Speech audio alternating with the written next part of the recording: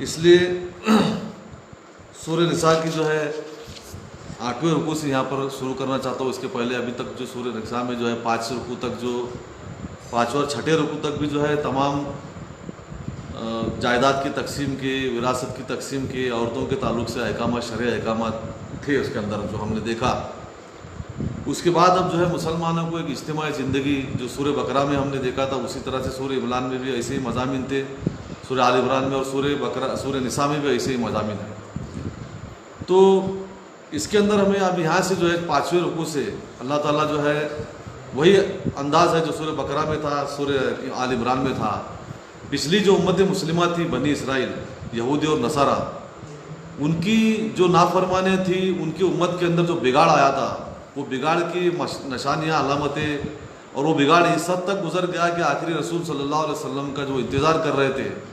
ان کے آنے کے بعد جو ہے اپنی ضد اور ہٹ دھرمی اور اپنی جھوٹ کی وجہ سے جناب محمد رسول اللہ صلی اللہ علیہ وسلم ان کے لائے ہوئے دین کو وہ ٹھکرانا اور جھٹلانا شروع کیے۔ تو ان پر جو ہے ان کی جو پچھلے ان کے 6000 سال کا ان کا تاریخ تھی، اتہاس تھا، موسیٰ علیہ السلام سے لے کر عیسیٰ علیہ السلام تک کا، وہ تمام اپنی اس دور کے اندر وہ امت مسلمہ تھی، پہلے کے مسلمان۔ یہ بڑی بڑی حقیقتیں ہیں، میں تھوڑا آج ابتدائی سب کو بتانا چاہوں گا کہ آدم علیہ السلام سے لے کر آج تک دین ایک ہی ہے، اسلام، اور تمام نبیوں کو اللہ تعالیٰ نے دین اسلام دے کر بھیجا، تمام نبیوں کا دین ایک ہی تھا۔ لیکن لوگ نبی کی امتی جو ہے اپنے نبی کے جانے کے بعد کچھ عرصے کے بعد ان کی کتابوں کو بھلا کر پھر جو نئے اس کے اندر رواج، نئے وہ بدعات ایجاد کر کے پھر جو ہے لوگ جو ہے ظلم اور شرک اور کفر اور ایمان اور بے ایمانی کے حد تک جو ہے آگے تک چلی جاتی تھی۔ اس کے بعد فوراً دوبارہ اللہ تعالیٰ جو ہے اس امت کے اندر، بگڑی ہوئی قوم کے اندر نبی بھیجتا گیا بار بار۔ تو یہ سلسلہ آدم علیہ السلام سے چالو جاری تھا۔ اس کے بعد ابراہیم علیہ السلام کو بڑے امام الناس بیانہ دیا گیا اللہ تعالیٰ کی طرف سے۔ ابراہیم علیہ السلام کے 2 بیٹے تھے، اسحاق علیہ السلام اور اسماعیل علیہ السلام۔ اسحاق علیہ السلام سے جو ہے پوری نسل جو چلی نبیوں کی، ان کے اسحاق علیہ السلام کے بیٹے تھے یعقوب علیہ السلام۔ یعقوب علیہ السلام کا نام اسرائیل تھا۔ یعقوب علیہ السلام کے 12 بیٹے تھے، اس میں سے نبی بن گئے یوسف علیہ السلام، اور انہی سے جو نسل چلی وہ بنی اسرائیل، اسرائیل کے بیٹے یعنی یعقوب علیہ السلام کے بیٹوں سے جو نسل چلی، تو یوسف علیہ السلام کی نسل میں آگے جو ہے موسیٰ علیہ السلام پیدا ہوئے، جبکہ وہ جو ہے مصر میں چلے گئے تھے، اور مصر میں بہت غلامی کے اندر وہ امت جو ہے قوم پڑی ہوئی تھی۔ فرعون نے ان کو دبا کر رکھا ہوا تھا، اور ان پر جو ہے بے تحاشا طرح طرح کے ظلم ان کے اوپر ڈھائے جا رہے تھے۔ تو ایسا حالت میں موسیٰ علیہ السلام کا ظہور ہوا۔ موسیٰ علیہ السلام نے تمام اسلام کی دعوت تبلیغ کی، فرعون کو بھی دعوت دی۔ اس کے بعد فرعون نے مانا نہیں، انکار کیا، تو اپنے قوم کو لے کر اللہ کے حکم سے وہ وہاں سے نکلے، اور اللہ نے ان کو دریا پھاڑ کر ان کو پار لگایا اور فرعون کو اس کے اندر غرق کر دیا، جیسا کہ پچھلی امتوں کو اللہ غرق کرتا ہوا آیا ہے۔ ہر نبی کی امت جو ہے، نبی جو قوم پر حجت تمام کی، اس کے بعد جو ایمان لائے، اللہ تعالیٰ نے ایمان والوں کو اور نبی کو بچا کر نکالا، اور وہ جو نہیں ماننے والے کافر قوموں کو، منکروں کو اللہ نے برباد کر دیا۔ اسی طرح سے موسیٰ علیہ السلام کو لے کر پھر دوبارہ یروشلم میں آئے۔ یہ جو چل رہی تھی اسحاق علیہ السلام کی نسل، بنی اسرائیل، اسحاق علیہ السلام سے یعقوب علیہ السلام، یعقوب علیہ السلام کا نام اسرائیل تھا، وہ بنی اسرائیل سے جو نسل چلی، ان کے اندر ہزاروں انبیاء آئے۔ پھر دوبارہ یروشلم میں ان کا آنا ہوا،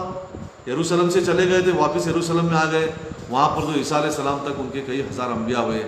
اور وہ انبیاء بار بار آتے تھے، اللہ تعالیٰ اللہ کی کتابوں کی طرف ان کی دعوت دیتے تھے، وہ لوگ نافرمانی کرتے تھے امت۔ ان کے خیال کیا تھا کہ ہم بنی اسرائیل ابراہیم علیہ السلام کے اولاد سے ہیں، ہم کئی نبیوں کی نسل سے ہیں، ہمارے نسل میں نبی پیدا ہوتے ہیں، لہٰذا ہم اللہ کے بہت چنے ہوئے بندے ہیں، ہم نبیوں کی امت ہیں، ہم کتابوں کے ماننے والے ہیں، تو لہٰذا ہم جو ہے ہمارا جنت کے اندر ریزرویشن ہو گیا ہے، ریزرویشن پکا ہے، لہٰذا اب ہم دنیا پرستی میں کچھ بھی کریں گے تو چلے گا۔ اس طرح سے انہوں نے اپنے اندر نئی روایات، نئے رواج، اور شرک اور جھوٹ اور بے انصافی، نا انصافی، یہ ساری چیزوں نے، بے حیائی ان کے اندر بہت عام ہوتی چلی گئی۔ بار بار اللہ تعالیٰ ان کو نبیوں کو بھیجتا گیا۔ اب جو ہے ابراہیم علیہ السلام نے اپنے پہلے بیٹے یا اسماعیل علیہ السلام کو مکہ میں آباد کیا تھا، اور مکہ میں جو ہے پورے یہاں پر 6-7 ہزار سال تک ایک بھی نبی نے اسماعیل علیہ السلام کی نسل میں، اسماعیل علیہ السلام کی نسل میں اب جو آخری نبی آ گئے اللہ کے رسول صلی اللہ علیہ وسلم جناب محمد الرسول اللہ صلی اللہ علیہ وسلم کا آنا ہوا، انہوں نے یہ اسلام کی دعوت دی، تو اس موقع پر اللہ تعالیٰ نے مسلم امت ہونے کا جو منصب تھا، مسلم امت ہونے کی جو پوزیشن تھی دنیا میں، دنیا کی رہنمائی کرنا جن کے ذمہ دیا گیا تھا، وہ منصب جو ہے بنی اسرائیل یعنی یہودی اور نصارہ سے نکال کر اللہ تعالیٰ نے حضور صلی اللہ علیہ وسلم کی قیادت میں مسلمانوں کو دیا۔ اب مسلمان امت دنیا اللہ کے رسول صلی اللہ علیہ وسلم پر ایمان لانے والی جو امت ہے وہ امت مسلمہ ہے، اور انہیں اس امت مسلمہ کے منصب سے انہیں نکالا گیا۔ تو یہ کس لیے نکالا گیا، ان کی کیا کیا خرابیاں تھیں، کیا کیا برائیاں تھیں، یہ جو ہے سورہ بقرہ میں بھی اللہ نے بیان فرمایا، سورہ آل عمران میں بھی ہم نے دیکھا، اور سورہ نساء کے اندر بھی جو ہے یہ چیزیں ہم نے دیکھی ہے، دیکھ رہا ہے اس میں اب اللہ تعالیٰ جو ہے بنی اسرائیل کی نافرمانیاں، بنی اسرائیل کی امت کا بگاڑ، اور یہ مسلمانوں کے ساتھ ان کا رویہ، اس کی مثالیں دے دے کر جو ہے مسلم امت کو آگاہ کرتا ہے۔ اللہ تعالیٰ ان کی مثالیں دینے کی، ان کی خرابیاں بیان کرنے کے پیچھے مقصد کیا ہے کہ تم ایسا نہ کریں۔ جناب محمد رسول اللہ صلی اللہ علیہ وسلم کی جو امت ہے، امت محمدی، وہ امت محمدی ان خرابیوں میں، ان برائیوں میں نہ پڑنے پائے، کیونکہ اب نبی آنے والے نہیں، قیامت تک کوئی رسول آنے والے نہیں، اس لیے اللہ تعالیٰ نے بار بار بنی اسرائیل کی مثالیں دے دے کر مسلمانوں کو یہاں پر سمجھایا ہے۔ اللہ تعالیٰ اس کے اندر جو ہے چھٹے رکوع کے اندر بھی جو ہے جو بتایا گیا کہ جو ہے وہ بخل کا جو ہے حکم دیتے ہیں، لوگوں کو خرچ کرنے کا حکم دیتے نہیں بنی اسرائیل، اور ان کی جو ہے عادت جو ہے منافقوں کے اندر آئی، اور جو لوگوں کو دکھاوے کے لیے خرچ کرتے ہیں تو ان کا جو ہے ایمان اللہ پر نہیں ہے۔ دکھاوے کے لیے خرچ کرنے کا مطلب کیا ہے کہ واہواہی یا کچھ مدد، یا وہ جو خرچ کیا لوگوں پر اس کا کوئی بدلہ یہ لوگوں سے چاہتے ہیں، عزت لوگوں سے چاہتے ہیں، اس لیے ان کا اللہ پر ایمان نہیں ہے۔ اللہ تعالیٰ نے کئی مرتبہ جو ہے دکھاوے کے لیے جو خرچ کرتے ہیں ان کا ایمان خارج کر دیا ہے، اس لیے خارج کر دیا ہے کہ وہ عزت کا دینے والا اللہ کو نہیں سمجھتے۔ دکھاوا کس لیے کرتا ہے انسان خرچ کرنے میں؟ کیونکہ لوگوں سے عزت ملے، تو لوگ عزت دینے والے ایسا اگر سمجھتا ہے وہ آدمی ریاکاری کرتا ہے، دکھاوا کرتا ہے۔ اگر اللہ تعالیٰ کا اللہ کو عزت کا دینے والا اور ذلت کا دینے والا مانتا ہے تو کسی کو دکھاوا نہیں کرتا، وہ بغیر دکھائے کہ جو ہے خفیہ طور سے اپنا خرچ کرتا ہے۔ اس لیے اللہ تعالیٰ نے ان کی نفی کی ہے۔ وہ جو لوگ دکھاوے کو خرچ کرتے ہیں، وہ ایمان نہیں لاتے اللہ پر اور روز آخرت پر، اور ان کا شیطان ساتھی ہوتا ہے، بہت برا ساتھی ہے۔ ایمان ہی نہیں ان کا، عزت کا دینے والا اللہ کو نہیں گمان کرتے، لوگوں کو گویا کہ عزت کا دینے والا مانتے ہیں، اسی لیے لوگوں سے عزت حاصل کرنے کے لیے دکھاوا کرتے ہیں۔ اور ان کا کیا نقصان ہوتا ہے کہ اللہ اور آخرت کے دن پر ایمان لے آتے اور خرچ کرتے جو اللہ نے دیا، اللہ کی مرضی کے لیے، اللہ کی رضا کے لیے خرچ کرتے، تو ان کا گویا کہ ایمان آخرت اللہ اور اس کے روز آخرت پر ہوتا تو کیا جاتا، ان کا کیا بگڑتا۔ اللہ انہیں عزت دینے والا ہے، اور مال کا بھی دگنا چوگنا بڑھا کر دینے والا ہے، دنیا میں اور آخرت میں بھی۔ تو یہ ایمان ان کو نہیں ہے، اس لیے وہ دکھاوا کر کے خرچ کرتے ہیں۔ تو اللہ تعالیٰ یہاں پر بیان فرما رہا ہے، یہاں پر مسلمانوں کو بھی اس کے اندر کامنلی فَكَيْفَ إِذَا جِئْنَا مِنْ كُلِّ أُمَّةٍ بِشَهِيدٍ وَجِئْنَا بِكَ عَلَىٰ هَٰؤُلَاءِ شَهِيدًا۔ اور پھر اس وقت کیا ہوگا ان لوگوں کا جو ریاکاری کرتے ہیں دکھانے کے اندر، یا تو بخل کرتے ہیں، خرچ نہیں کرتے، کچھ لوگ ایسے ہیں جو خرچ نہیں کر کے ہاتھ تنگ کرتے ہیں، کھینچ لیتے ہیں، کچھ لوگ خرچ کرتے ہیں دکھاوے کے لیے، دونوں کا بھی ایمان نہیں ہے۔ تو اللہ تعالیٰ بیان فرما رہا ہے کہ یہ جب اس وقت کیا ہوگا، جس وقت ہم امت میں سے گواہ لائیں گے، ہر امت میں سے، اور آپ صلی اللہ علیہ وسلم کو ان پر گواہ بنا کر لائیں گے، یعنی امت محمدی کی جو مسلمان ہیں ان کے اوپر اللہ کے رسول صلی اللہ علیہ وسلم کو گواہ بنا کر رہا ہے۔ تو تب کیا کرو گے؟ اللہ کے رسول صلی اللہ علیہ وسلم ہمارے تعلق سے کیا جھوٹی گواہی دیں گے؟ معاذ اللہ ثم معاذ اللہ۔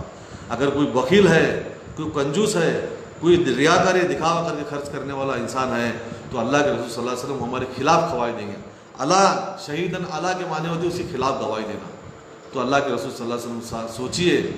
اگر اللہ کے رسول صلی اللہ علیہ وسلم کسی کے فیور میں، کسی کے تعلق سے، کسی کے حق میں گواہی دیں گے تو وہ آدمی جنت میں جائے بغیر نہیں رہنے والا۔ اور اگر سوچیے اللہ تعالیٰ، اللہ کے رسول صلی اللہ علیہ وسلم کسی کے خلاف اگر گواہی دیں گے تو وہ جنت خرچ کرتے ہیں دکھاوا کر کے، یا بخیلی کرتے ہیں، جو لوگ اپنے مال ہاتھ کھینچ لیتے ہیں، ان کے تعلق سے کہا جائے۔ اس کے آگے بتایا گیا، نماز کے تعلق سے حکم دیا گیا، نشے کے حالت میں، جنابت کی حالت میں، گندگی کی حالت میں نماز کے قریب نہیں جانا چاہیے، غسل کرنا چاہیے۔ اگر پانی میسر نہیں ہے، یا پانی میسر ہے استعمال کرنا نقصان دہ ہے، بیماری ہے، کچھ ہے، تو ایسے حالت میں مٹی کا تیمم کرنے کا حکم دیا گیا ہے۔ اور اس کے آگے اللہ تعالیٰ یہاں پر بیان فرمایا اس 7ویں رکوع کے اندر 8ویں رکوع میں کہ یہ لوگ جو ہے اللہ کی طرف جو ہے اللہ کے بارے میں جھوٹ باندھتے ہیں، شرک کرتے ہیں۔ 7ویں رکوع میں اللہ تعالیٰ بیان فرمایا کہ اللہ تعالیٰ دیکھیے تمہارے اندر اللہ نے ہزاروں نبی کو بھیجا، موسیٰ علیہ السلام سے لے کر عیسیٰ علیہ السلام تک، ہر نبی نے اللہ کی کتاب کی تصدیق کی، اور ہر نبی نے اللہ کے رسول صلی اللہ علیہ وسلم کی پیشن گوئی آپ کو کر کے ان کی بات ماننے کی تاکید کر کے گئی تھی، لیکن آپ نے جو ہے تکبر کے اندر آ کر لاپرواہی اور اللہ تعالیٰ سے بے اعتنائی، اللہ تعالیٰ سے لاپرواہی برتنے کے بعد سبب آپ جو ہے شرک میں ملوث ہو گئے۔ اللہ تعالیٰ یہاں پر بیان فرمائے کہ اللہ تعالیٰ شرک کے علاوہ شرک کو کبھی نہیں معاف کرنے والا، شرک کے علاوہ جو چاہے گناہ اللہ تعالیٰ معاف کر سکتا ہے۔ اس کے بعد اللہ تعالیٰ یہاں پر بیان فرما رہا ہے الم تری الی الذین اوتوا نصیبا من الکتاب یؤمنون بالجبت والطاغوت ویقولون للذین کفروا هؤلاء اهدی من الذین آمنوا سبیلا۔ کیا تم نے ان لوگوں کو نہیں دیکھا جن کو کتاب کا حصہ دیا گیا تھا، یعنی کتاب کا حصہ، یعنی ان کو کتاب کا، وہ خود اپنے ہاتھ سے کتاب کا حصہ لیے تھے، یا اس کا مطلب یہ ہو سکتا ہے کہ جو الکتاب جو ہے اللہ کے پاس، اس میں کا کچھ حصہ جو ہے تورات کی شکل میں انہیں دیا گیا تھا، انجیل کی شکل میں دیا گیا تھا۔ کیا تم نے انہیں نہیں دیکھا کہ وہ جو ہے وہم و گمان کی پیروی کرتے ہیں، بت کی پرستی شروع کی، فال گیری شروع کیا انہوں نے، پھر اس کے بعد جو ہے توہمات شروع کر دیے، جانوروں سے فال گیری کرنا، آوازوں سے فال گیری کرنا، یہ سارے چیزیں نکالے، بت پرستی کرنا شروع کیے، سارے وہم و گمان ہیں۔ حالانکہ کتاب کے ماننے والے تھے، کتاب کے دعوے دار تھے، نبیوں کی امتی میں سے تھے، اس کے باوجود بھی جو ہے وہ لوگوں نے اوہامات کی توہم پرستی شروع کر دی، وہم و گمان کی پرستی شروع کی، اور اس کے بعد جو ہے وہ طاغوت کی پرستی وہ کرتے ہیں۔ طاغوت کیا ہے ہم نے سورہ بقرہ میں دیکھا ہے۔ اس کے بعد بھی طاغوت کی مکمل وضاحت جو ہے اگلے رکوع میں آئے گی انشاءاللہ۔ طاغوت اسے کہتے ہیں، سورہ بقرہ کے اندر جو ہے 34 رکوع کے اندر اللہ تعالیٰ نے بیان فرمایا آیت الکرسی کے بعد لا اکراہ فی الدین قد تبین الرشد من الغی فمن یکفر بالطاغوت ویؤمن باللہ فقد استمسک بالعروۃ الوثقی ولا انفصام لها۔ اللہ تعالیٰ یہاں پر بیان فرمایا کہ جس نے اب ہدایت گمراہی سے الگ ہو چکی ہے، اللہ کے رسول صلی اللہ علیہ وسلم کے آنے کے بعد، قرآن نازل ہونے کے بعد اب لوگوں کے سامنے حق اور باطل واضح ہو گیا۔ اب جو کوئی طاغوت سے کفر کر کے اللہ پر ایمان لاتا ہے، گویا کہ اس نے ایک بہت مضبوط حلقے کو تھام لیا، اللہ اور اس کے رسول اور فرشتوں کے حلقے کو تھام لیا، اس کا ٹوٹنا کبھی نہیں ہے۔ تو یہ بات یہاں پر بتا گئی کہ یہاں پر اس سے سمجھ میں آتا ہے کہ کوئی شخص اس وقت تک مومن نہیں ہو سکتا جب تک کہ وہ طاغوت کا کفر نہ کرے۔ وَمَن يَكْفُرْ بِالطَّاغُوتِ وَيُؤْمِن بِاللَّهِ، بس جس نے طاغوت کا کفر کر کے اللہ پر ایمان لایا تو اس نے البتہ ایک بہت مضبوط حلقے کو تھام لیا، یعنی پکا مسلمان بن گیا، اللہ اور اس کے رسول اس کے فرشتوں کے حلقے میں آ گیا، لن فسام اللہ، اس کا کبھی ٹوٹنا نہیں ہے۔ یہ اللہ تعالیٰ نے بیان فرمایا۔ یہاں پر ایک بات واضح ہو جاتی ہے کہ طاغوت کا کفر کیے بغیر کوئی شخص مومن نہیں ہو سکتا۔ طاغوت کیا ہے یہ دیکھیے، قرآن میں اللہ کے ذات کے تعلق سے 3 بڑے بڑے گناہوں کا ذکر ہے۔ یہ آج کے حالات کے اندر ہمیں مسلمانوں کو یہ بات سمجھنا بہت ضروری ہے۔ اس کا وضاحت اللہ تعالیٰ اگلے رکوع میں ہے، لیکن آج میں اس کی ہلکی سی تعریف کرتا ہوں کہ ایک ہے اللہ کے ذات میں کسی کو شریک کرنا، اس کو کہتے ہیں شرک۔ دوسرا ہے اللہ کا انکار کرنا، اسے کہتے ہیں کفر۔ تیسری جو قسم ہے اللہ کے ذات کے تعلق سے ہے، اس کا کہتے ہیں خود کو خدا ماننا۔ کوئی بندہ اپنے حد سے اتنا تجاوز کر گیا، اتنا حد پار کر کے گیا کہ خدائی کے اختیارات میں خود کو شریک کرنا شروع کرے، اسے کہتے ہیں طاغوت۔ اب آپ ہی بتائیے کہ تینوں میں سب میں بڑا گناہ کون سا ہے؟ طاغوت یہ سب میں بڑا گناہ ہے۔ خدا کا دعوے دار بننا انسان، اسے طاغوت کہتے ہیں۔ اور یہ جو ہے فرعون کو طاغوت کہا گیا قرآن میں، اذهب الى فرعون انه طغى۔ فرعون کو خدائی کا دعوے دار کہا گیا، کس بنیاد پر کہا گیا فرعون کو خدائی کا دعوے دار؟ فرعون نے کبھی یہ دعویٰ نہیں کیا تھا کہ درخت میں بنایا ہوں، آسمان سے بارش میں برساتا ہوں، زمین سے پھل اور اناج میں اگاتا ہوں۔ فرعون کا یہ دعویٰ کبھی نہیں تھا۔ فرعون کا دعویٰ کیا تھا کہ ملک کے اندر نظام میرے تحت چلے گا، قانون میں بناؤں گا، اور جو ہے اسباب کی تقسیم، پانی کی جو کچھ بھی اسباب اس وقت قدرتی اسباب تھے، سادن سمپتی جسے کہیں گے، اس کی تقسیم، اس کا ڈسٹریبیوشن میرے مرضی کے مطابق ہوگا۔ اس بنیاد پر اسے خدائی کا دعوے دار کہا گیا، یعنی اللہ کے حقوق کے اندر اپنے آپ کو شامل کرنا. قانون بنانے کا حق اللہ تعالیٰ کا ہے. دنیا میں انسان کس طرح جیے, کس طرح عمل کرے جس سے دنیا میں بھی امن و چین حاصل ہو اور آخرت میں اسے کامیابی ملے, یہ کس طرح دنیا میں معاشرہ پر امن رہنے کے لیے کس طرح سے زندگی گزارنی چاہیے,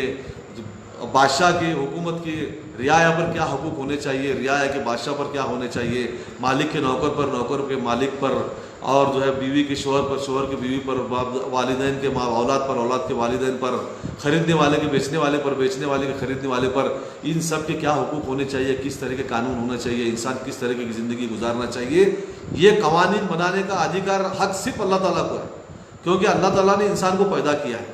جس نے انسان کو پیدا کیا وہی تو بتا سکتا ہے کہ انسان کس طرح جیے. بہترین راستہ اللہ تعالیٰ بتا سکتا ہے. اس لیے اللہ کے قانون بنانے کا اختیار اپنے ہاتھ میں لینا گویا کہ طاغوت ہے. اس بنیاد پر فرعون کو خدائی کا دعوے دار کہا گیا ہے, کیونکہ اس نے قانون بنانے کا اختیار ادھیکار اپنے ہاتھ میں لیا تھا. تو اس کو قانون بنانے کا اختیار اپنے ہاتھ میں لینا یا اللہ کی اسباب جو ہے دنیا میں جو پھیلے ہوئے جو سادن سمپتی جس کو کہیں گے, اس کی مساوات, اس کی تقسیم جو ہے, اس کے اندر اس کو تقسیم کے اختیارات اپنے ہاتھ میں لے کر کسی کی طرف جو ہے پلڑا بھاری ہو گیا, کسی پر ظلم ہو رہا ہے, یہ سارے کام کرنے کو طاغوت کہتے ہیں. اللہ تعالیٰ بیان فرمایا کہ بنی اسرائیل کی قوم ہزاروں نبی آنے کے باوجود بھی اتنے گمراہی میں پڑ گئے کہ وہم و گمان اور بت پرستی کرتے ہیں یا طاغوت کی پیروی کرتے ہیں, اور کافروں کو کہتے ہیں کہ یہ مومنوں سے زیادہ راہ راست پر ہے. اور جو وہاں پر مشرک تھے مدینہ کے اندر شرک کرنے والے بت پرست لوگ مکہ اور مدینہ کے, ان کے بارے میں کہہ رہے ہیں کہ یہ تو مسلمانوں سے زیادہ ہی اچھے لوگ. یعنی اپنی ضد کے اندر, ہٹ درمی کے اندر اتنے آگے چلے گئے کہ وہ انصاف کرنا بھی بھول گئے, حق کا اقرار کرنا بھی چھوڑ دیے. اور حضور صلی اللہ علیہ وسلم یہ مدینہ کے اندر آ کر آباد ہوئے تھے. یہودیوں کے قبیلے, 3 قبیلے یہودیوں کے مدینہ کے اندر آباد ہوئے تھے. اس لیے آباد ہوئے تھے کہ وہ اللہ کے رسول صلی اللہ علیہ وسلم کے آنے کا انتظار کر رہے تھے. بنی اسرائیل کے نبیوں نے انہیں اتنا اللہ کے رسول صلی اللہ علیہ وسلم کی پیشن گوئی بتائی تھی, اتنا ذکر انہوں نے اپنے اندر کیا تھا کہ انہوں نے نبی صلی اللہ علیہ وسلم کا آنے کا مقام کا بھی انہوں نے تعاون کیا تھا, مدینہ کے نشاندہی بھی کی تھی. اس لیے یہودی آ کر مدینہ میں آباد ہوئے تھے کہ وہ آخری نبی, آخر الزماں جو آنے والے حضور صلی اللہ علیہ وسلم وہ ہمارے اولادوں میں سے ہو جائے, یا نہیں تو نبی کے ماننے والے جو پہلے صحابی ہو وہ ہمارے اولاد ہو. اس لیے آ کر جو مدینہ میں آباد تو ہوئے اور اللہ کے رسول صلی اللہ علیہ وسلم کا انتظار بھی کر رہے ہیں. لیکن جب اللہ کے رسول صلی اللہ علیہ وسلم آئے تو ان کا انکار کرنا شروع کیے. ان کا کہنا کیا تھا کہ بنی اسرائیل میں ہمارے اندر آنا چاہیے تھا رسول. یہ جو بنی اسماعیل تھے, مکہ کے لوگ تھے, ان کو ان پڑھ اور گوار کہا جاتا, ان میں رسول آئے تو یہ بات ان کو گوارا نہیں ہوئی. اس دن سے لے کر آج تک وہ لوگ اپوز کر رہے ہیں. آپ صلی اللہ علیہ وسلم کا انتظار کرتے تھے ہزاروں سال سے, لیکن آنے کے بعد صرف اس وجہ سے جو انہوں نے انکار کیا کہ ہماری نسل میں نہیں, بنی اسرائیل میں نہیں پیدا ہوئے, اسماعیل علیہ السلام کی نسل میں پیدا ہوئے. اس لیے انہوں نے حضور صلی اللہ علیہ وسلم کا انکار کرنا شروع کیا اور ضد میں اتنا دور چلے گئے کہ کہا کر رہے ہیں یہ مکہ کے جو مشرک ہے یہ ان سے اچھے ہیں. یعنی حق کا اعتراف کرنا بھی چھوڑ دیے, اتنی ہٹ درمی کے اندر اندھے ہو گئے ضد کے اندر. اللہ تعالیٰ آگے ان کا جواب دے رہا ہے کہ ام لہم نصیب من الملک فاذا لا یؤتون الناس نقیرا, کیا ان کے پاس سلطنت کا کوئی حصہ ہے کہ وہ اس وقت نہ کسی لوگوں کو دل برابر بھی نہ دیں. ان کو کس نے فیصلہ کرنے کا اختیار دیا, کون حق پر ہے, کون باطل ہے, کون حق پر نہیں ہے. آپ فیصلہ لگا رہے کہ آپ کو کسی بادشاہت ملی ہے, کیا آپ کو ملک کی سلطنت ملی ہے کہ آپ فیصلہ کرنے لگے ہو. اگر ایسا ہوتا تو آپ لوگوں کو دل بھر بھی نہیں دیتے تھے. اتنے جو ہے بخیل اور اتنے تنگ دل بنی اسرائیل اور یہودی لوگ اور یہود اور نصارہ تھے. ام یحسدون الناس علی ما آتاهم اللہ من فضلہ فقد آتینا آل ابراہیم الکتاب والحکمت وآتیناہم الملک العظیم. یا اللہ تعالیٰ بیان فرما رہا ہے ایسا نہیں ہے, یا یہ کیا کر رہے ہیں, جلن ہے ان کی بنی اسماعیل کے اندر, مکہ والوں کے اندر, عرب کے اندر جو اللہ کے رسول صلی اللہ علیہ وسلم کا ظہور ہوا اس پر جلن ہے. اللہ تعالیٰ بیان فرما رہا ہے یا لوگوں سے اس پر حسد کرتے ہیں کہ جو اللہ نے اپنے فضل سے انہیں دیا, انہیں نبوت دی اللہ تعالیٰ بنی اسماعیل کو, عربوں کو جو نبوت دی, جو آخری نبوت کا جو انتظار کر رہے تھے, اس لیے جل رہے. صحابہ اکرام جو ایمان لا کر ان کی زندگیاں جو ہے پلٹ گئی اور دنیا کے جو اعلیٰ ترین کردار ان کے اندر نظر آنے لگے, بڑے بڑے جو ہے اکابر بن گئے, دنیا میں آنے والے قیامت تک آنے والے لوگوں کے لیے مثال بن جائے, ایسے اخلاق ان کے اندر چوٹی کے اخلاق پیدا ہو رہے. اس لیے جو ہے یہ لوگ یہودی لوگ ان پر حسد کرنے لگے. یہ حسد ہے جو آج تک ان کے اندر ہے مسلمانوں کے تعلق سے. کیا حسد ہے کہ اللہ نے اپنے فضل سے انہیں دیا، جو فضل نبوت کا فضل جو دینا تھا، یہ سمجھ گمان کر بیٹھے تھے کہ بنی اسرائیل میں آئے گا، یہودی نصارہ کی نسل میں، لیکن اسماعیل علیہ السلام کی نسل میں آیا، وہ حسد ہو کر بیٹھے۔ اللہ تعالیٰ بیان فرما رہا ہے کہ ہم نے تو ہے آل ابراہیم کو حکمت اور دانائی دی ہے، نبوت جو ہے آل ابراہیم ہی کو دی ہے۔ اسماعیل علیہ السلام کی نسل تھے کہ ابراہیم علیہ السلام ہی کی تو نسل ہے، تمہارے بھائی بندی ہے، اس کے باوجود بھی تم جب جل رہے ہو۔ اللہ کا وعدہ تھا کہ آل ابراہیم علیہ السلام کی نسل میں نبوت، آخری نبوت آنے والی ہے۔ ابراہیم علیہ السلام اور اسماعیل علیہ السلام کی دعا بھی تھی کہ ہمارے اولاد میں سے آخری نبی پیدا کر، جو ہم نے سورہ بقرہ کے 16ویں رکوع میں دیکھا۔ تو یہ ابراہیم علیہ السلام کی دعا ہی کا ظہور ہے، جو نبی کریم صلی اللہ علیہ وسلم عربوں میں پیدا ہوئے، جن کو جو حقیر سمجھتے تھے، تو ابراہیم علیہ السلام کی دعا کا نتیجہ ہے۔ تو تم کیوں جل رہے ہو، تم کیوں حسد کرتے ہو؟ اللہ کے جو فضل دیا اللہ نے نبوت کا، اس پر حسد ہے آج تک ان کی جاری ہے۔ اس کا انہوں نے جبریل علیہ السلام کو کوسنا شروع کیا، جبریل علیہ السلام کو کوسنا شروع کیا کہ انہوں نے جو ہے ہمارے نسل میں بنی اسرائیل میں کسی کے لیے نبوت کی وحی بھیجی تھی، اللہ تعالیٰ نے لے جا کر انہوں نے جو ہے ان کو دیا، ان پڑھ لوگوں کو، اس لیے بنی اسرائیل جبریل علیہ السلام پر آج تک کوستے ہیں، جبریل علیہ السلام کو ولن کا قرار دیتے ہیں وہ۔ اور اللہ تعالیٰ نے ان کے جواب میں جبریل علیہ السلام کا لقب امین رکھا، یعنی جبریل امین، امانت دار، جو وہی تھی، جس کی وہی تھی، اسی کو لے جا کر آپ نے دیا ہے، کوئی آپ نے خیانت نہیں کی۔ اللہ کا فضل جو ہے اللہ نے چن لیا جناب محمد رسول اللہ صلی اللہ علیہ وسلم کو امام الانبیاء کے لیے، اس میں تمہیں جلنے کی کوئی ضرورت نہیں ہے، اللہ کا فضل ہے، اللہ جسے چاہے اسے دے، تمہیں جلنے کی ضرورت نہیں ہے۔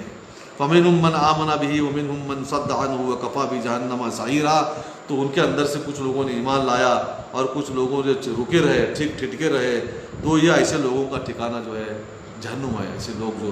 جناب محمد رسول اللہ صلی اللہ علیہ وسلم کا انکار کریں صرف نسل کی بنیاد پر، ان کا ٹھکانہ جہنم ہے۔ ان الذین کفروا بآیاتنا سوف نصلہم نارا کلما نضجت جلودہم بدلناہم جلودا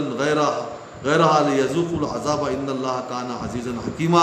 بے شک جن لوگوں نے کفر کیا، بے شک ہم انہیں عن قریب آگ میں ڈال دیں گے، اور جس وقت ان کی کھالیں جل جائیں گی تو اللہ تعالیٰ بیان فرمائے گا ہم ان کی کھال نئی کھال لا کر اسے دوبارہ جلائیں گے، اور اللہ تعالیٰ اس کا عذاب ان کو چکائے گا۔ بے شک اللہ تعالیٰ غالب حکمت والا ہے۔ اللہ تعالیٰ ایک انسان کو لاکھوں بار نئی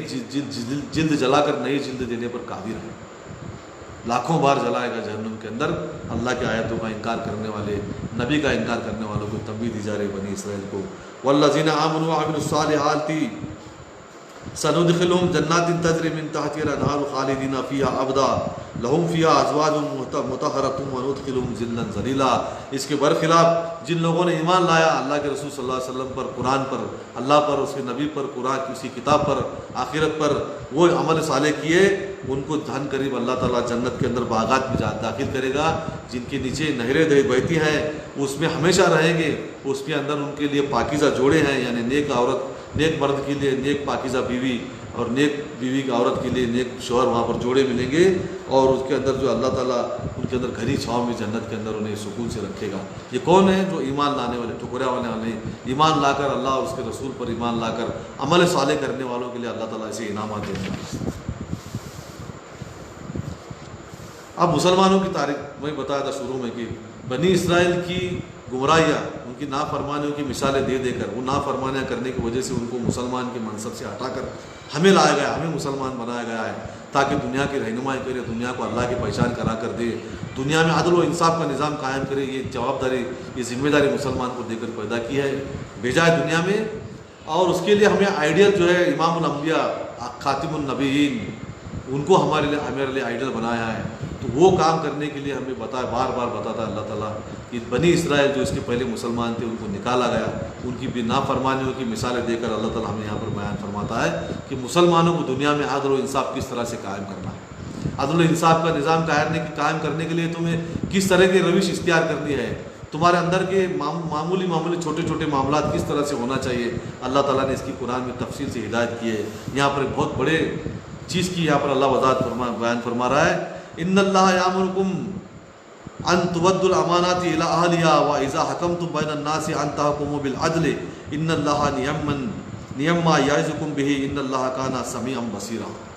اللہ تعالیٰ مسلمانوں کو، ایمان والوں کو جو ہے حکم دے رہا ہے، بے شک اللہ تعالیٰ تمہیں حکم دیتا ہے کہ امانتیں اس کی اہل لوگوں تک پہنچاؤ، اور لوگوں کے درمیان فیصلہ کرو تو انصاف سے فیصلہ کرو، بے شک اللہ تعالیٰ تمہیں اچھی نصیحت کرتا ہے اور اللہ تعالیٰ سننے والا اور دیکھنے والا ہے۔ پوری آیت پر غور کرنا پڑے گا بیک وقت۔ پہلے بیان فرمایا اماناتی تودو اماناتی الی اہلہا، اس کے اہل، امانتوں کو اس کے اہل لوگوں تک پہنچاؤ، یعنی وہ امانت کی بات نہیں کی جا رہی یہاں پر جو امانت ہمارے پاس رکھی جاتی ہے وہ امانت نہیں، ہمارے لیے اس امانت کی بات کی جا رہی ہے جو نیچرل فطری طور پر ہمارے ہاتھ میں کچھ امانتیں ہیں، یعنی ذمہ داریاں دینے کی امانتیں، قوم کے رہنما کسے بنانا چاہیے، اور انصاف کرنے کی جو منصب ہے، انصاف کرنے کے جو عہدے ہیں وہ کسی دینا چاہیے، امت کے رہنما لیڈر کون ہونا چاہیے، سیاسی ذمہ داریاں کسی دینے چاہیے، مسجدوں کے اماموں کی مسجد کی نظامت کی ذمہ داریاں کسی دینے چاہیے،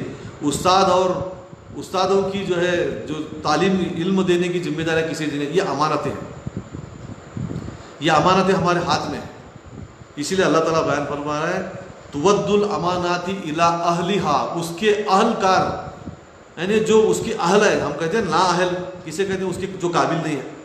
اہل یعنی قابل، وہ امانتیں اس کے قابل لوگوں کے ہاتھ میں دیجیے، اور جب لوگوں کے درمیان فیصلہ کرے تو حق کے ساتھ انصاف کے ساتھ فیصلہ کرے۔ یہ دونوں کو ملا کر دیکھیں گے تو یہ بات صاف طور سے واضح ہے کہ یہ امانتیں وہ ہے جو منصب ہے، ذمہ داریاں ہیں، ذمہ داریاں اہلکار لوگوں کے ہاتھ میں دینے چاہیے۔ یہ بنی اسرائیل کا کام کیا ہوا تھا؟ بنی اسرائیل نے جو ہے پچھلے آیتوں میں دیکھا کہ انہوں نے، ان کا جب زمانہ آیا، زوال کا زمانہ جب آیا تو انہوں نے جو ہے، میں شروع میں بتایا تھا کہ انہوں نے اللہ کی کتاب کو پیچھے ڈال دیا، نبی کی تعلیمات کو پیچھے ڈال دیا، نئے رواج، دنیا پرستی کے اندر آ کر جو ہے اپنی قوم کی جو ہے اغراض، قوم کے فائدے نفع جو ان کے سامنے سب میں بڑا ایک بہت بڑی مقصد بن گیا، اس کے لیے وہ جھوٹ موٹ سب کچھ اختیار کرنا شروع کر دے، ناانصافی کرنا شروع کر دے، دوسرے قوموں کے ساتھ ناانصافی کرنا، ایک چیز جو ہے جیسا کہ معاملہ سود کا ہے، سود اپنے اوپر حلال کر لیا، دوسروں پر حرام کر دیا، خود سود کھاتے تھے، دوسروں کو کھانا حرام کرا دیتے تھے، اس طریقے کی جو ہے بہت سارے گناہوں کے اندر ملوث ہو گئے، انصاف نام کی چیز کوئی نہیں۔ اب وہ اتنے حد تک پہنچی کہ جس نبی کے انتظار میں ہزاروں سال سے مدینہ میں بیٹھے تھے، وہ نبی کے آنے کے بعد بھی ان کو جو حق قبول کرنا جو ہے ان کے لیے بھاری پڑ رہا، حق کو انکار کرنا شروع کر دے اور مشرکوں کا سائٹ لینا، مشرکوں کی جگہ لینا شروع کر دے۔ یہ جو ہے حد، اس حد تک کوئی قوم کب آتی ہے، کس وقت آتی ہے کہ وہ جب قوم اپنے جو منصب جو ہے، عہدے جو ہیں، وہ جو مسندیں جو ہے وہ نااہل لوگوں کے ہاتھ میں دینا شروع کرتے ہیں، تو قوم کی گراوٹ اور جو اخلاق کی گراوٹ اور ساری طور سے اجتماعی طور پہ قوم کی گراوٹ شروع ہوتی ہے، وہ گرتے گرتے اتنی نیچے چلی جاتی ہے کہ وہ دنیا کے اندر ذلیل و خوار ہو کر رہ جاتی ہے۔ بنی اسرائیل کی مثال ہمارے سامنے ہے، 6000 سال سے بنی یہودی جو ہے دنیا میں مار کھاتے رہے، ابھی پچھلے 50-60 سال سے دنیا میں وہ جو ہے غالب ہے، اس کے باوجود بھی جو ہے وہ بے عزت ہے۔ تو یہ باتیں ہمارے سامنے اللہ بیان فرما رہا ہے کہ اپنے جو ذمہ داری کی جو عہدے ہیں، امانتیں ہیں، وہ اہلکار، اس کے اہل لوگوں کے ہاتھ میں دیجیے، اور جب بھی لوگوں کے درمیان فیصلہ کریں تو انصاف کے ساتھ کریں۔ آگے بھی اس کے آگے اللہ تعالیٰ قرآن میں اسی صورت میں بیان فرما رہا ہے، انصاف قائم کرنے کے لیے مسلمانوں کو بھیجا گیا ہے، تو اللہ بیان فرما رہا ہے کہ تم انصاف کرو، انصاف قائم کرو، خواہ تمہارے خود کے خلاف بھی اگر جاتا ہو تو انصاف قائم کرنے کی مسلمانوں کو تاکید ہے۔ انہوں نے نہیں کیا اس لیے ان کا حال ایسا ہو گیا، ہم اگر نہیں کریں گے تو ہمارا بھی حال ایسا ہونے والا ہے۔ تو آج ہمارے اس حال میں دیکھیں گے، آج جو مسلمانوں کی حالت جو خراب ہے، مسلمانوں کی حالت گرتے جا رہی ہے، دنیا میں عزت نام کی کوئی چیز نہیں ہے، سب میں سستی اگر کوئی چیز ہے دنیا میں تو مسلمان کا خون ہے، ایک جانور کے سامنے بھی اس کو جو اہمیت نہیں دی جا رہی ہے۔ یہ جو گراوٹ جو آ گئی مسلمانوں کی، بے عزتی ذلیل، وہ جو ذلت آ گئی ہے، وہ مسلمانوں کی اپنے اخلاق کی گراوٹ کی وجہ سے۔ ہم نے منصب کسی دینا شروع کیا، ہمارے جو رہنما دیکھیے جو نہ خود انصاف پر ہے، نہ کسی کو انصاف کرنے دیتے ہیں۔ ہمارے اندر جتنا بڑا چور اور جتنا بڑا زمینوں کو ہڑپ کرنے والا، لوگوں کے مال ہڑپنے والا، رشوت خوری کرنے والا، شراب کے اور جوئے کے اڈے چلانے والا، ہم اسے نیتا بنا رہے ہیں۔ ہمارے اندر تو کوالیفیکیشن ہو گئی لیڈر بننے کی۔ جو جتنا حرام خور ہے، جتنا جو ہے نفع کمانے والا ہے، جتنا لوگوں کے ساتھ ناانصافی کرنے والا ہے، جتنا جھگڑالو ہے، جتنا زمینیں ہڑپ کرنے والا ہے، لوگوں کی امانتیں ہڑپ کرنے، ایسے لوگوں کو ہم لیڈر بنا رہے ہیں۔ ہمارے اسکولوں کے چھوٹی مثال میں اگر لیں گے، ہم اسکولوں کے اندر جو ٹیچر کے منصب دیے جاتے ہیں، قوم کی جو ہے تعمیر کرنا ہے، قوم کی جو ہے قوم کو سنوارنا ہے، قوم کے مستقبل سنوارنے کی ذمہ داریاں کسی دی جا رہی ہیں؟ اکثر، سارے نہیں، بہت سے اچھے لوگ آج بھی ہیں، اکثر جو ہے نااہل لوگوں کو جو ہے رشوت خوری کا معاملہ آ گیا، جو اس کام کے اہل نہیں ہیں ان کے ہاتھ میں وہ منصب دیے جا رہے ہیں، وہ مسندیں دی جا رہی ہیں، اس لیے قوم گرتی جا رہی ہے۔ اللہ تعالیٰ یہاں پر بیان فرما رہا ہے انصاف قائم کرو لوگوں کے درمیان، اگر جب بھی کرنا ہے تو یہ بھی جو ہے انصاف ہے۔ مسند کسی کو ذمہ داری دینا ہے، وہ ذمہ داری دینے کے تعلق سے انصاف قائم کرے، اس کا اہل، اس کے قابل جو آدمی ہے اس کے ہاتھ میں انصاف جو ہے وہ مسند، وہ جو ہے ذمہ داری دی جاتی ہے، تو وہ قوم کبھی بھی جو ہے اپنی اخلاقی گراوٹ میں ملوث نہیں ہوتی، وہ قوم ہمیشہ دنیا میں اعلیٰ مقام پر رہتی ہے۔ آج مسلمانوں کو اس چیزوں کی وجہ سے آج ہمیں ذلیل و خواری جھیلنا پڑ رہا ہے۔ یا ایھا الذین آمنوا اطیعوا اللہ والرسول واولی الامر منکم فإن تنازعتم في شيء فردوا إلى الله والرسول إن كنتم تؤمنون بالله واليوم الآخر ذلك خير وأحسن تأویلا۔ اے ایمان والو، اللہ اور اس کی رسول کی اطاعت کرو، اللہ اور اس کے رسول کے فرمان کی ان کی جو ہے جو کچھ احکامات اس کی فرما برداری کرو۔ اطاعت کے معنی کیا ہے؟ جو حکم بھی ملے اللہ اور اس کے رسول کی طرف سے فوراً اسے قبول کرنا، فوراً ماننا، آنکھ بند کر کے اس کی پیروی کرنا، سوال بھی نہیں دل میں آنا چاہیے کہ ایسا حکم کس نے دیا، اسے کہتے ہیں اطاعت۔ اور جس چیز سے منع کیا اس سے فوراً رک جانا، کروڑوں کا نقصان ہوتا ہے چاہے ہونے دو، اللہ اور اس کے رسول نے منع کیا اس سے ہٹ جائے گا، وہ جاتا ہے تو وہ اطاعت ہے، اس کو اطاعت کہتے ہیں۔ جو کچھ اللہ اور اس کے رسول نے کرنے کے لیے کہا ہے اسے کر ڈالنا، جو کچھ اللہ نے اور اس کے رسول نے جس سے روکا ہے اس سے رک جانا، منع کیا اس سے رک جانا، اس کو اطاعت کرتے ہیں۔ اے ایمان والو، اسی صورت میں آگے بیان فرمایا اللہ تعالیٰ، سورہ آل عمران میں بھی ہم نے دیکھا کہ جو اللہ تعالیٰ بیان فرما رہا ہے اطیعوا اللہ والرسول، کل آپ کہہ دیجئے اللہ اور اس کے رسول کی اطاعت کیجئے، فإن تولوا، اور اگر وہ اس سے منہ پھیرتے ہیں اللہ اور اس کے رسول کی اطاعت تو اللہ واللہ لا یہدی القوم الکافرون، اللہ تعالیٰ اسے کافروں کو ہدایت نہیں دیتا۔ مسلمانوں سے کہا جا رہا ہے اللہ اور اس کے رسول کی اطاعت نہیں کرتے تو اللہ انہیں کافر کہہ رہا ہے۔ یہاں بھی اللہ تعالیٰ بیان فرما رہا ہے اللہ اور اس کے رسول کی اطاعت کرو، اور تمہارے اندر کے صاحب حکومت ہیں ان کی اطاعت کرو۔ یہاں پر بھی ہمارے اندر بہت سا بڑا مغالطہ ہوا ہے، ہمارے لوگ جو کہتے ہیں کہ جو حکومت ہے، صاحب حکومت لوگ ہیں، صاحب مسند لوگ ہیں، ان کی اطاعت کرنے کا قرآن میں حکم ہے۔ یہاں پر کیا ہے؟ یا ایھا الذین آمنوا، اے ایمان والو، تم سے کہا جا رہا ہے اللہ اور اس کے رسول کی اطاعت کرو، وَأُولِي الْأَمْرِ مِنْكُمْ، اور تم میں سے جو حکومت والے ان کی اطاعت کرو۔ ایمان مومنوں میں سے جو حکومت والے ان کی اطاعت کرنا ہے۔ آج اس آیت کو غلط مطلب کر کے کچھ لوگ جو ہے حکومت کی اطاعت کے اندر جو ہے اپنے آپ کو آگے کرتے ہیں۔ حکومت کی اطاعت جو ہے، کوئی بھی اطاعت جو ہے اللہ کی معصیت سے، کوئی بھی اطاعت جو ہے، حضور صلی اللہ علیہ وسلم کی حدیث ہے لا اطاعت المخلوق فی المعصیۃ الخالق، اللہ کی فرما برداری میں کسی کی بھی اطاعت کرنے کا حکم نہیں ہے۔ ماں باپ کا حکم ماننا ہے، لیکن ماں باپ نے اللہ کے اور اس کے رسول کے نافرمانے کا حکم دیا تو نہیں ماننا ہے۔ تو یہ جو ہے پہلے سب میں پہلے تو یہ سمجھنا ہے اولو الامر منکم، تم میں سے جو حکومت والے ہیں، ایمان والوں میں سے جو صاحب مسند ہیں، جو بڑے بڑے عہدے دار ہیں، ان کی بھی بات مانو، ان کی بھی اطاعت کرو۔ اس کا مطلب یہ نہیں کہ جو حکومت میں کوئی بھی نااہل بیٹھا ہے، حکومت میں مومن نہیں ہے، مشرک ہے، رشوت خور ہے، نام مسلمان کا ہے، ایسے لوگ حکومت میں بیٹھے تو ان کی بھی معصیت، یہ بھی ان کی بھی اطاعت کرنے کا یہاں پر نہیں کہا۔ تم میں سے، اے ایمان والو، تم میں سے تم میں سے جو حکومت والے ہیں ان کی اطاعت کرو۔ اس کا مطلب ایمان والوں میں سے جو حکومت والے ہیں ان کی اطاعت لازم ہے، جو اللہ کی معصیت کا حکم دے اس کی اطاعت لازم نہیں ہے۔ پھر تم میں اگر کوئی جھگڑا ہو، فَإِن تَنَازَعْتُمْ فِي شَيْءٍ، اگر کسی چیز میں تمہارے اندر جھگڑا ہو تو اس کو اللہ اور اس کے رسول کی طرف رجوع کرو، اگر تم ایمان رکھتے ہو اللہ اور اس روز آخرت پر۔ ذالک خیر و احسن تاویلا، یہ انجام کے اعتبار سے بہت بہترین چیز ہے۔ اللہ اور اس کے رسول کی اطاعت کرنی چاہیے، اور مومنوں میں سے جو حکمران ہیں ان کی اطاعت کرنی چاہیے، اور وہ بھی ایسی اطاعت جو اللہ اور اس کے رسول کی نافرمانی اس میں نہیں ہوتی، وہ ایسی اطاعت کرنا چاہیے۔ اللہ کے رسول صلی اللہ علیہ وسلم کی بخاری و مسلم میں اور ایک حدیث ہے جس میں اللہ تعالیٰ نے بیان فرمایا کہ تمہاری عمرہ، تمہارے امیروں کی اطاعت کرو، تمہیں خواہ اس سے نقصان ہو یا تمہیں ناپسند ہو تو بھی اطاعت کرتے رہو، اس وقت تک جب تک کہ وہ معصیت کا حکم نہ دے، یعنی اللہ اور اس کے رسول کی نافرمانی کا حکم نہ دے، اس وقت تک ان کے حکم کی پابندی کرتے رہو۔ پھر اگر وہ تمہیں اللہ اور اس کے رسول کی نافرمانی کا حکم دیتے ہیں تو ان کی بات نہ مانو۔ یہ اللہ کے رسول صلی اللہ علیہ وسلم کی حدیث ہے۔ تو یہ جو ہے ہمیں سوسائٹی قائم کرنے کے لیے سب میں پہلی بات جو بتائی گئی، مسند جو ہے، ذمہ داریاں جو بڑے بڑے اس کے اہل لوگ جو ہے، اس کے قابل جو لوگ انہیں دینے چاہیے، اور آج یہ ہم اس کے اندر جو ہے مسلمان اس کے اندر ٹوٹلی ناکام ہیں۔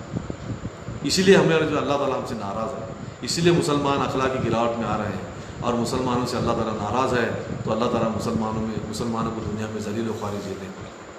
اللہ تعالیٰ ہمیں اللہ اور اس کے رسول صلی اللہ علیہ وسلم کی اطاعت کرنے کی توفیق عطا فرمائے۔